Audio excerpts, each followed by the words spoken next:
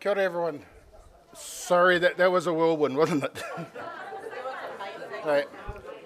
A lot of that's come from what Andrea does now with our rangatahi that come to our Tāmaki campuses once a week. And that's a growing kind of thing, and she's going to show some of that. And other stuff came from my mahi before I joined our quality team with Te Toi Toa, the Innovation Hub space. We would do these kinds of activities the first time like a group would come to our hub, because I hear a lot of the time, oh, I'm not very good with technology, or I'm not that creative, coming out of people all the time, where you just get thrown into it, you can't help but be creative. And the technology in some ways disappears because you start worrying about the story. Nera. And so that's the important thing, because for me, we've always been people of technology. Okay? We've just used technology to amplify our voice and extend our reach. So that's the purpose of technology. So, as I said, one of our other presenters is upstairs, hopefully getting the final tick on her PhD. If so, she's shouting tonight. She doesn't know that, but okay. So Surai Chare, so I'm going to start her presentation part that she's recorded for us. That's about 10 minutes, and then Andrea's going to talk, and then I'll hopefully wrap it all up in time for you all to have kai. But if you're still working on your stuff, kei te pai. Okay. Kia ora, malolele.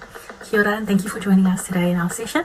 My name is Sarai Tiare Taumihau, and my family is from the island of Wahine in Tahiti, the island of Penrhyn, otherwise known as Tongariro in the Cook Islands, the village of Homa in Tongatapu Tonga, and I'm also Valangi Australian from Kona Country, Adelaide, and I'm also New Zealand Pākehā, growing up in Tamaki Makaurau. Body Paraparau Body Conversations is a new manawana methodology that I developed over the last 5 years of my honours and my PhD research. It is an embodied methodology that weaves together both Indigenous and Western notions, concepts, ideas, and theories. So it weaves together va, reciprocal space, the space between, Talanoa, the conversation between two or more people, a conversation from the heart, Charles Royale's 2009 understanding of Matauranga Māori and tikanga, which provided a platform for me to incorporate tikanga that was relevant and reflective of those who were in my research. And also structured improvisation. So structured improvisation within this research and within this methodology relates to the prompts and the rules that dancers are asked and invited to consider as they carry out their explorations and engage in Ori Paraparau. The development of Ori Paraparau Body Conversations came because I couldn't quite figure out which methodology to use, and the ones that I was using didn't feel quite right for me or for the dancers I was working with. And I wanted a methodology that reflected not just me and my complex hyphened identity, but also the dancers of my research and their complex and hyphened identities. Now, as I explain what Ori Paraparau is and how it works, I'll be showing you footage from the final performance of Ori Paraparau Body Conversations. This includes work and collaboration between myself and 4 other dancers from the Moana, who are of Māori, Samoan, Tongan, and Niuean ancestry. So, let's do this. Ori Paraparau Body Conversation works in layers. Layers inspired by the understanding of whakapapa, ancestor upon ancestor, layering of our knowledge, stories, and histories. A constant layer within Ori Paraparau Body Conversations is the arch. Anyone participating in this movement task and methodology would be part of the arch, a semicircle that forms around the dancer and follows the dancer as they move up and down the room. The role of the arch is to be like a protector. The arch is our ancestors, it's our loved ones, it's our family, it's our friends. When we are in the arch, we are focused on the dancer. We are watching them, we are giving them energy, and we are making sure that they stay safe. When the dancer makes it to the end of the room, the open sides of the arch form together.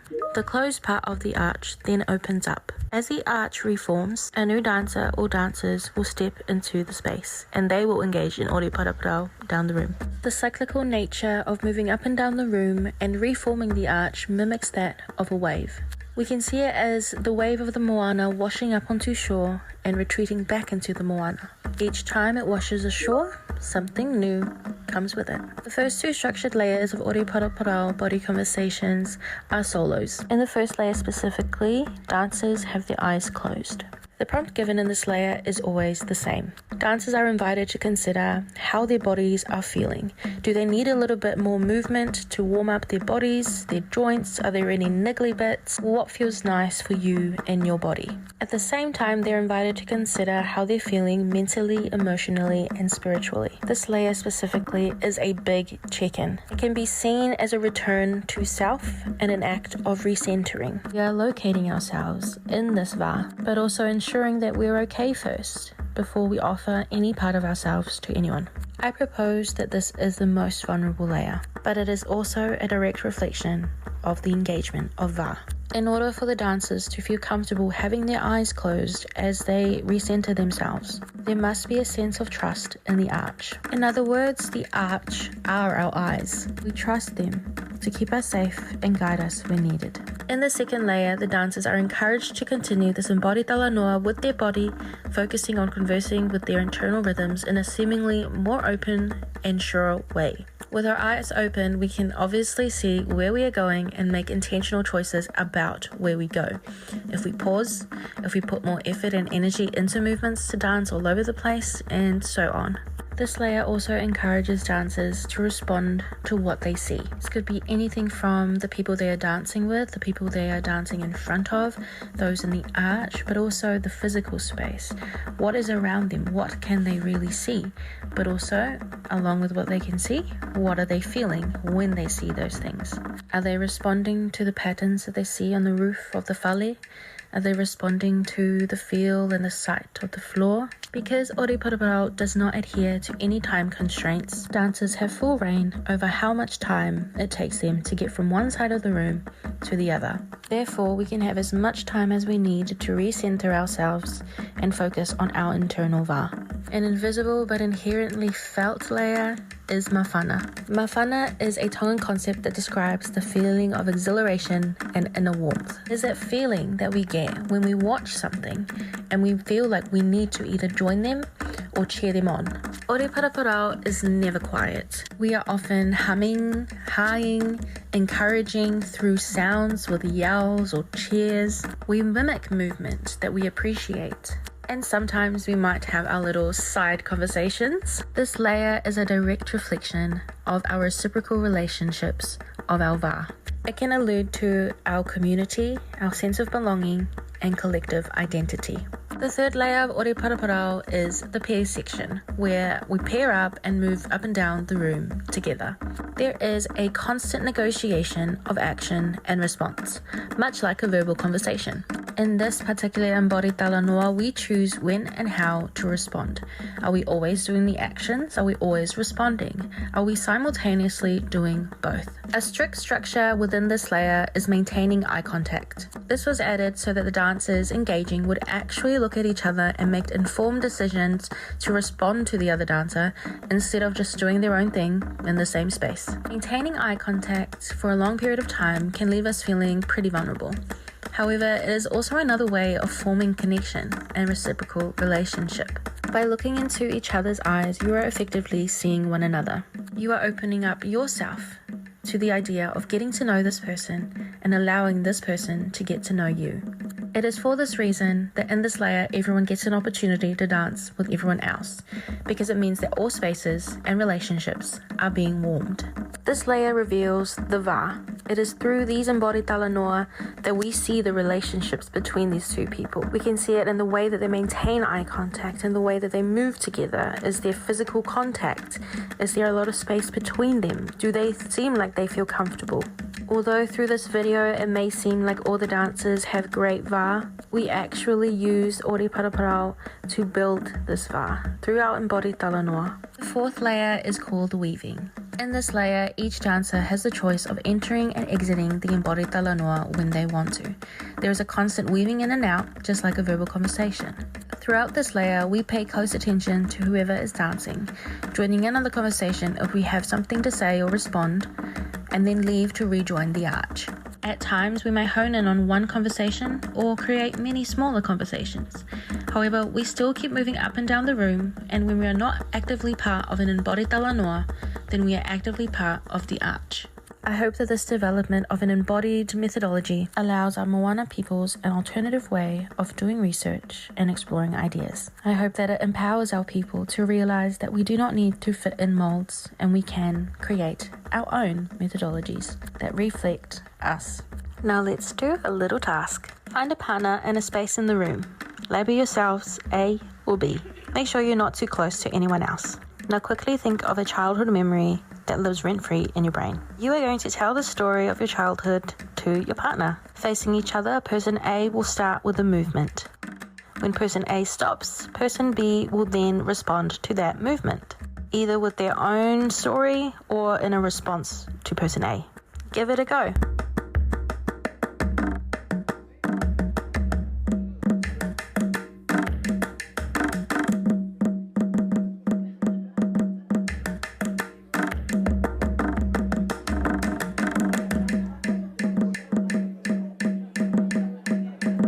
Find a way to finish. Now you're going to find a new partner. Once again, label yourselves A or B. You're going to do the same thing as you did just before, except you are going to do it simultaneously. Person A moves, person B will then quickly respond at the same time. And then person A will then respond to that, and so on and so on. Begin if you haven't already.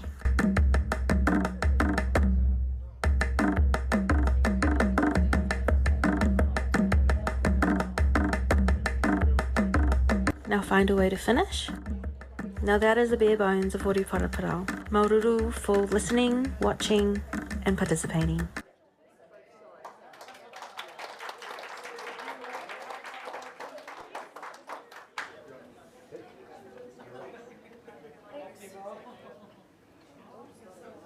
Just the middle one? Yeah.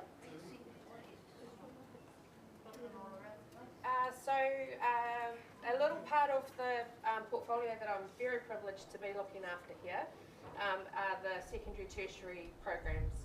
So not new to Te Wānanga Aotearoa. Those of you that have been around for a while probably know them all as STAR. So there's actually two distinct different things. So STAR short courses, which are short bursts of learning. Do you want to go to the mic? Oh, can you not hear me? I'm normally loud enough for anyone to hear. Is that better? Oh, kapai. Okay, thanks. STAR short courses, they're little short bursts of learning, normally no longer than kind of 6 to 10 days max. And then secondary tertiary programs are effectively where the young person comes to us for 1 day a week instead of being at kura, and they're learning in our environment and they're getting credits towards NCEA. So both Whai Griffa and Whai Casey, their babies were with us at Mangere this year. And Matua Daniel, where is Matua Daniel? We had 4 of the boys from Mangere College, and part of the cohort we had there too. So I just want to acknowledge the people in the room that send us their babies. So, yeah. So,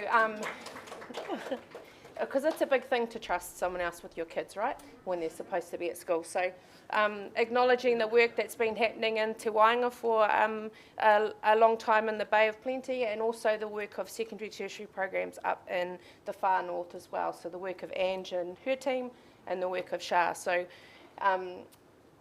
we haven't had any in Tamaki. So being that I have a role that looks at the country but live in Tamaki, my focus this year was standing some delivery up in Tamaki Makaurau. So one of the programs was a program that came to us from another provider, Mahi Atoi. So program started in 2016, and it's a program that started at Rutherford College with Matua Jeff Ruha, all about rangatahi, either rangatahi Māori or rangatahi who are passionate about te ao Māori, coming into a space and learning about their own culture or a culture through toi, the wider toi, so kapahaka, art, design, whakairo. So the program is 10 years old next year, and this year it moved to Te Wānanga Aotearoa. So this is the, I've had the privilege of working alongside every cohort since it started in 2016. So this is the outcomes of the very first cohort in 2016. So 10 young people working on kind of designs and product design based around their whakapapa. So after this cohort, we did have conversations with them around commercialisation, because yes, that is the Nike tick that Te Aki has done there, and they do look like Adidas trainers. So, you know, those kinds of conversations came about as well. But this is kind of the very first output of 6 of 10 of the original young people. So they would come, they did 10 Fridays, and in those 10 Fridays, they learnt how to use the basics of Microsoft Illustrator. So this is the example of the drawings start out as hand drawings, and you'll see this is this one describing the young person's whakapapa. So focus on their whakapapa, creating the design, and then the evolution of their design. So the middle design was a vinyl cut that went onto a drink bottle, and then the coloured design was a design that became a print. So they learn to draw, they incorporate it, and then they look at the different iterations.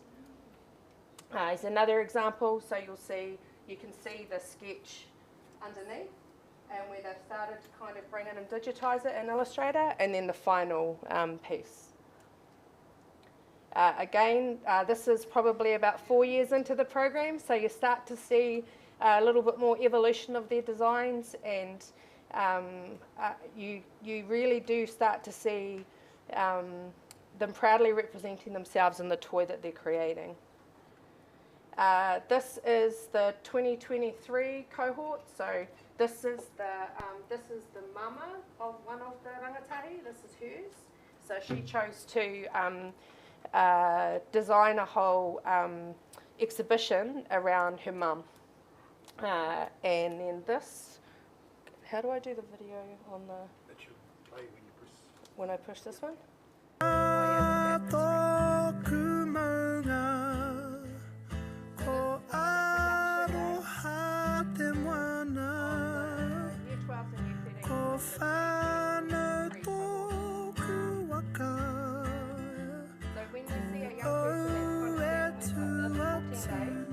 Their own design and a whole new level of shoulder dart, that's right, it's pretty cool. So this is a drop in the bucket of what they exhibited, so all their own designs. So you'll recognise the, yeah. So anything and everything they could get their hands on, they were rebranding. We were upcycling stuff. This was about 8 o'clock that night once we'd finished. So anything and everything they could get their hands on, they were rebranding. We had people donating all the white platters that they've got at home that they don't use, and they were getting, you name it, they were getting redesigned. So this year, this is the launch of the secondary tertiary programs in Tamaki Makaurau. 5 participating girls on the far right over there, and so 5 cases up. And Matua Daniel's probably floating around in the big photo at the bottom. So we stood up 3 programs, the level 2 and the level 3 mahi a toi with Rutherford College and Waitakere College. So they travelled from West Auckland every day for 10 Fridays out to Mangere, got on a bus at 7:30 in the morning and arrived at Mangere campus and were with us for the day, got on that bus, went back to school to go home at the end of the day. They finished their last 2 weeks and the first 2 weeks of term 3 at Waitakere campus, because that's where the program will be moving to next year. And it signalled the start of us standing up delivery at Waitakere as well for our rangatahi. We've got some pumping programs. We have more than tripled the intake of young people in Tamaki next year, which is really exciting. So, and then our other cohort, they did a whakaaro program, so Matua Daniel's boys were part of that. They were with us for about 20 weeks. So this is an example of the level 3 mahi a toi. So we only had them for 12 days, so I'll just put 12 days we had them. So and in those 12 days they created 3 pieces, and they were with us for 7 days in the whare whakaaro, and then they went into the remaining days into the digitisation space. So these level 3, the year 13s, they'd done year 12 at the other provider the year before, so they came with some pre-existing digital knowledge, and also they carved back at Kura. So these kids could pick up the tools and create some pretty amazing stuff. So the po And then you can kind of see, top right-hand corner there, you can see the flat of a board. They did 2 two-dimensional, so we reversed the board, and 1 three-dimensional pieces in 7 days. So 7 days is pretty much 9 till 2:30 with a lunch break and morning tea break in there. So they came in and they did the mahi really hard. One of the digital projects that they did is they had to digitise their po. So you can see Jayla's and Kishan's po here, and then they've digitised them. And then down the bottom right-hand corner here, that is Ayla's sang, and that's got her po, and she's done a variety of different digitised images of her po, but also other digital images that she's done. So you can see their whakapapa shining through, where they've got mixed heritage, and that's starting to come through on all the display boards. Everyone's done something different, so we didn't give them any parameters to operate in. They just had to go forth and create the outputs for, apart from the carving, for the digital pieces. So 12 days. So 12 days, you know, I'll keep hammering 12 days home. So 12 days. So if they're in a space where they're really enjoying what they're doing, they just head down and bum up and they work hard. So again, so some of these are a 16-year-old, so she'll be back with us next year, and her mahi is just exquisite. So these are a mixture of year 12 and year 13. So some of the images, they were given a brief to do their own interpretation of matariki, and then there's others where they've digitised their pose. You can see anything, the beautiful political messages that were coming through this year were really exciting. The thing for me is I've walked beside this kaupapa in particular for coming up 10 years. Previously in a mainstream organisation where we did a really good job with the team that looked after it of creating a space and environment and kaiko where all our kids could see themselves. But the work that's come out of that program coming into a wānanga has been mind-blowing. So they're unapologetically just being themselves, and it's oozing out through their toy. So in this program as well, they do a lot of creating the images, digitising, hence the earrings. So we teach them about how they can take their art and they can look at what business they can create out of it, and how you can take this and make this, and this. So that's why you've done the kind of earring exercise. And then this is this year's exhibition.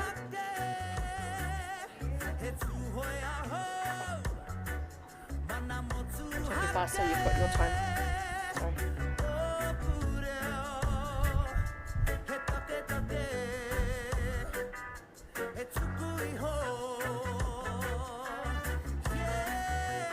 Not bad for 12 days, eh? So you can see the kids that really went hard.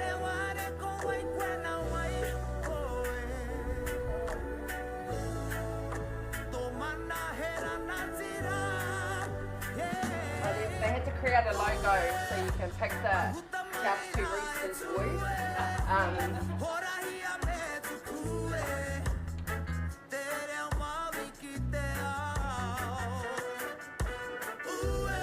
So next year we start a level 3 digital toy. It's called Digital Toy, but the point of it is they're looking at how Kairoa has evolved and the different ways in which it's used.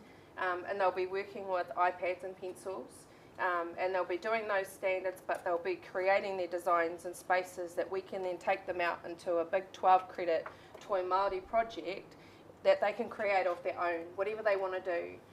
So if they want to create prints, then we'll work with them to create prints. If they want to laser cut stuff, we'll work with them to do that. Whatever they want to do as their output, we'll work with them to work out how that is, project plan it, deliver it, and exhibit it. So it's a little drop in the bucket of the stuff that we're doing, and we look forward to seeing more of it kind of pop up across the motu. That's me. Kia ora.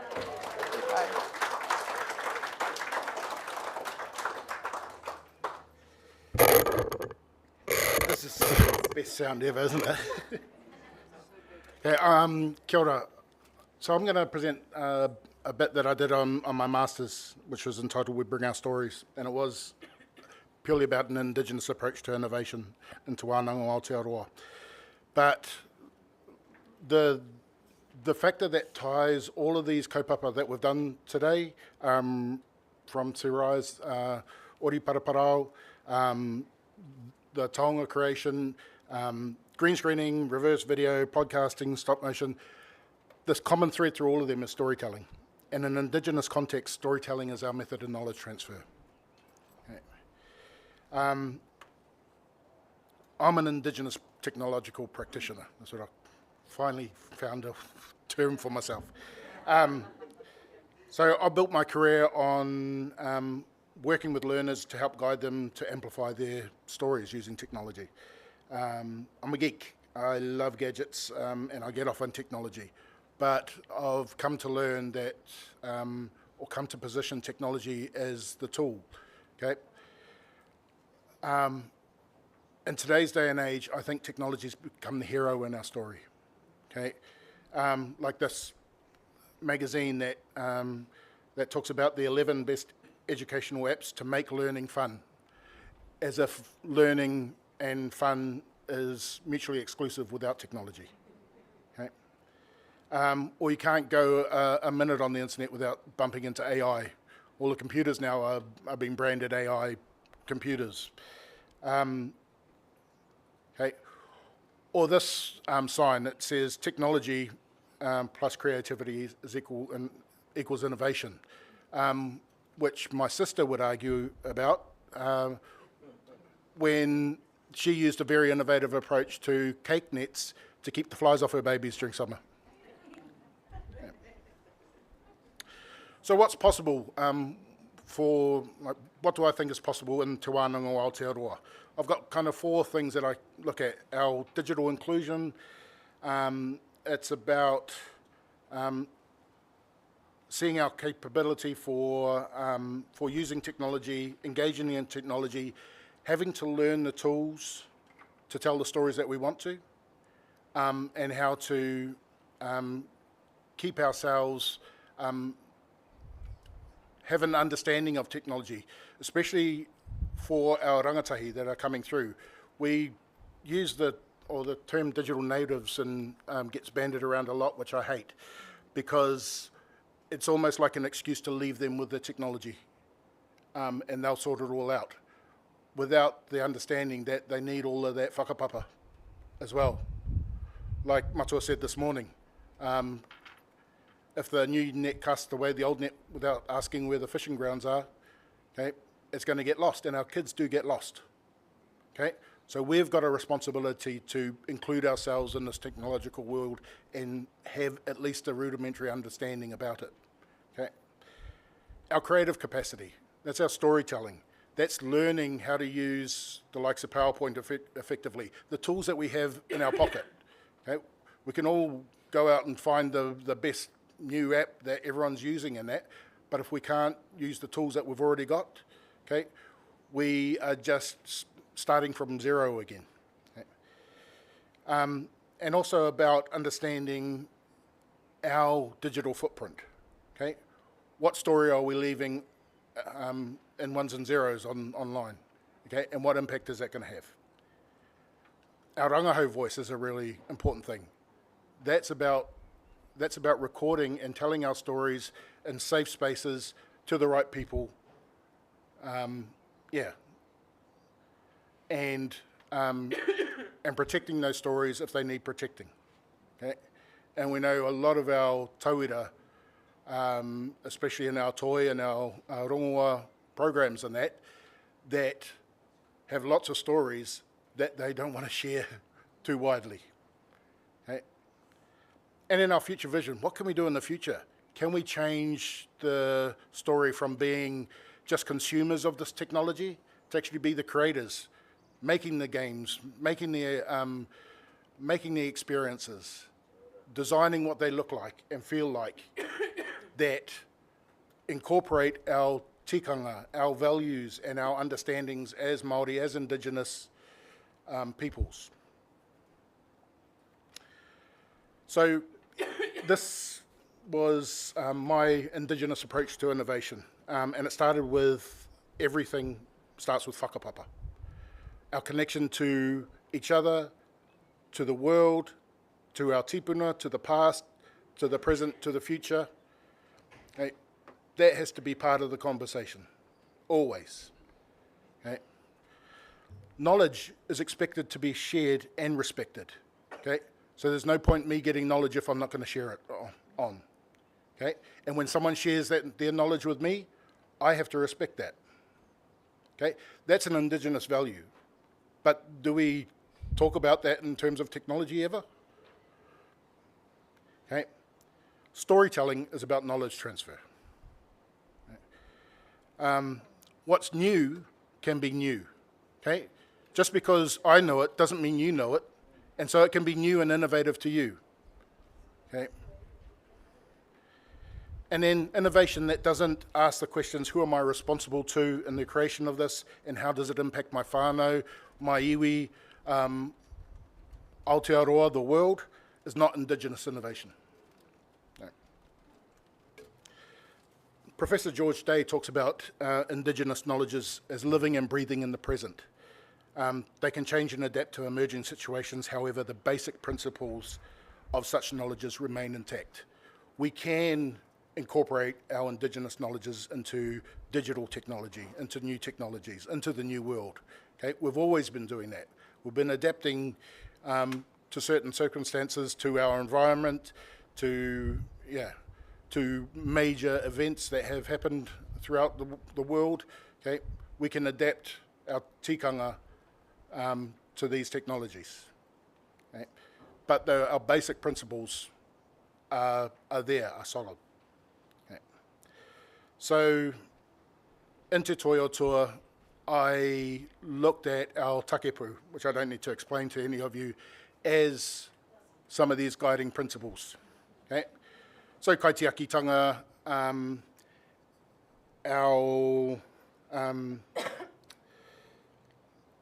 our relationships with others, their environments, their whakapapa and kaupapa. Okay?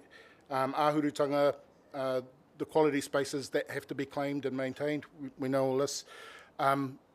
But those spaces are required in terms, in the need to do some of these things where you put yourself out there and start creating stories and telling them.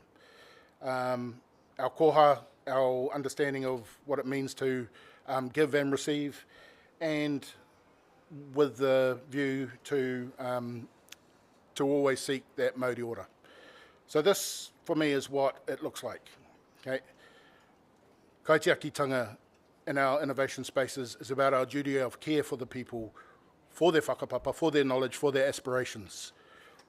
Tauira told me that in the Innovation Hub, the space opens up new technology and innovation in an innovation world that wouldn't otherwise seek out because it's not accessible.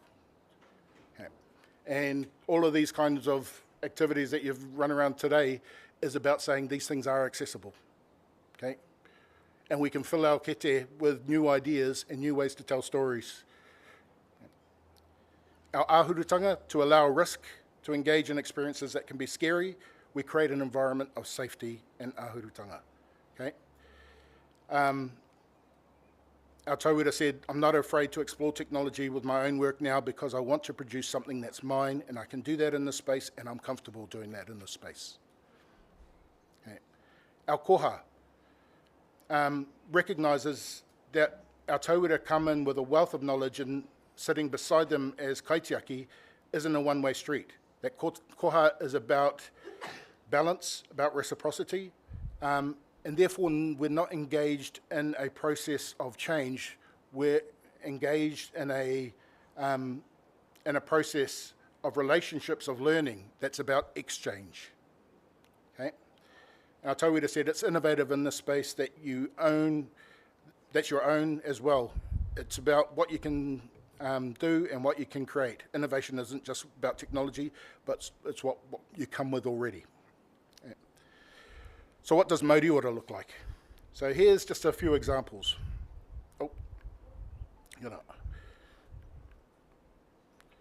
So mauri ora is our bicultural social work tauira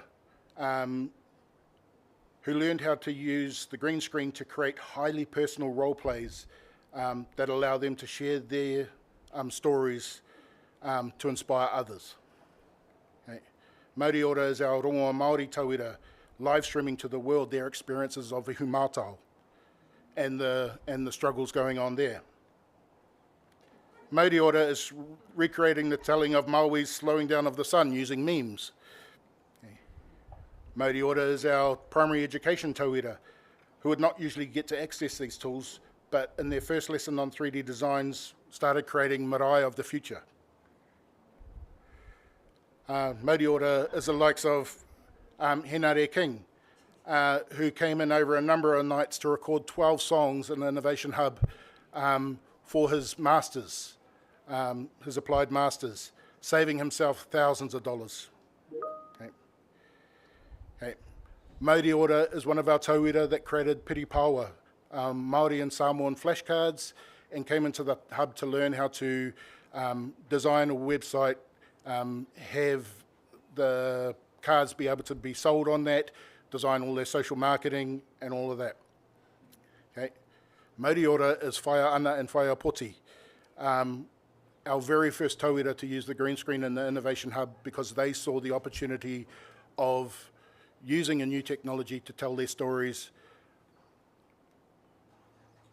Mauri Ora is our tauira sitting for hours on end, creating a video of their mahi harakeke, because they wanted to do something more than just a PowerPoint. Okay. And Mauri Ora is tauira having a vision and then using deep intrinsic desire to understand as a motivation for learning how to use the likes of Photoshop so that they could turn that vision into reality. Okay? And Mauri Ora is when our staff, our tauira, our whānau, see that they bring so much knowledge, whakapapa and mana, that knowledge and people are the heroes in our stories, that we empower technology, because as one of our tauira put it, it's not just about the technology here, we bring our stories. And from an Indigenous worldview, technology has always been our method of amplifying our stories. Nō reira, tēnā tātou katoa.